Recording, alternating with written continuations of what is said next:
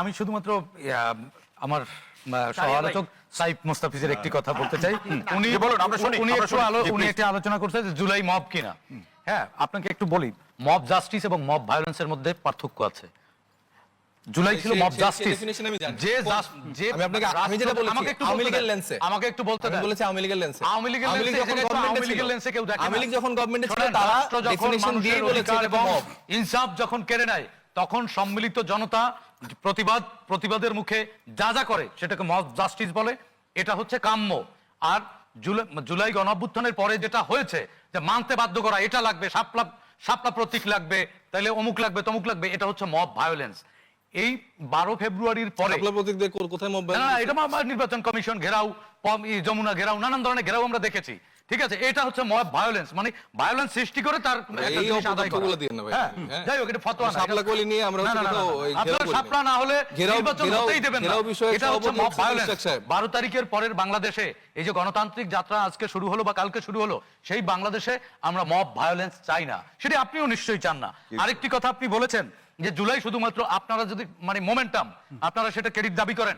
জুলাইয়ের আপনারা বলতে কি বলছেন? 21 জুলাই এনসিপি 21 জুলাই শোনেন, এনসিপি জুলাইতে আগে একটু শোনেন, আগে একটু শোনেন, পরে সাধারণ জনগণের কথা বলেন।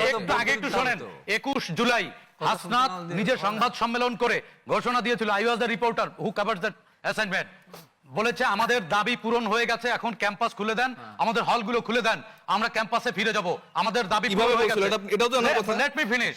তারপরে কাদের সেই মোমেন্ট থেকে বলছেন? লেট মি ফিনিশ ভাই, আপনি অনেক বেশি জানেন, ভুল তথ্য দেন। আমি অবশ্যই আপনাকে সেখানে আমি কম জানি, একটু বলতে দেন। জুলাইয়ের ইনফরমেশনগুলো নিয়ে আপনারা যদি ভুল তথ্য দেন ভাই, সেটা না ভুল তথ্য না, এটাই সঠিক। না মোটেও সঠিক ভাই, আপনি এটাও তো মব করছেন এখন। আপনি ভুল ইনফরমেশন দেন, কথা তুলেন না, এটাই তো মব। ভুল ইনফরমেশন দেন।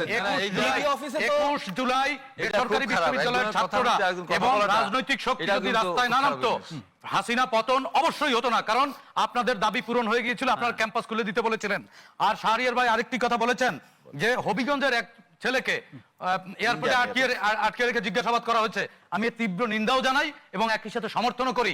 জুলাইয়ে যারা আন্দোলন করেছে সমন্বয়কারীর বা এই যে সাইফ মোস্তাফিজরা কি বলেছে কখনো যে আমরা পুলিশকে মেরে ফেলেছি, পুড়িয়ে দিয়েছি, আপনাদের পরিণতি এটা হবে? সে তো আত্মস্বীকারোক্তি দিয়েছে হত্যার। একটি রাষ্ট্রে যখন আইনের শাসন থাকে তখন অবশ্যই এটার জবাবদিহিতা করতে হয়। প্রকাশ্যে থানায় গিয়ে একজন পুলিশ কর্মকর্তাকে পুড়িয়ে মেরে হুমকি দিয়েছে এবং সত্যতা সেই জায়গা থেকে জবাবদিহিতা চাইছে।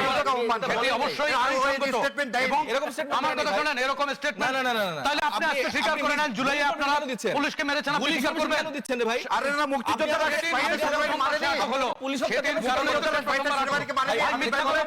মিথ্যা কথা চিল্লায়ে বললে কিন্তু সত্য হয় না। আবিব ভাই বললো, আবিব ভাই বললো আমি তো বাংলাদেশের থাকলেই বলছেন যুদ্ধের ময়দানে। তাই আমার কথা শুনেন, ওই ছেলে থানায় গিয়ে বলেনি যে আমরা অমুক এসআই কে পুড়িয়ে মেরে ফেলেছি, বলেনি না। কে মিথ্যা কথা বলছেন?